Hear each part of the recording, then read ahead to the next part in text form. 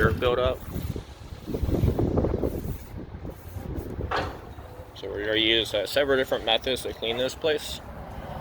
We're going to power wash it with our rig right here.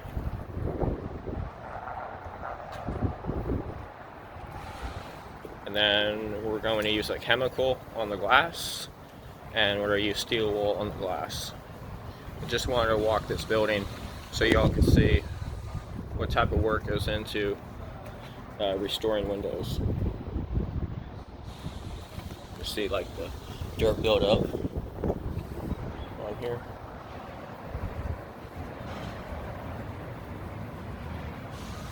We're gonna do a video when we get done. See the built up.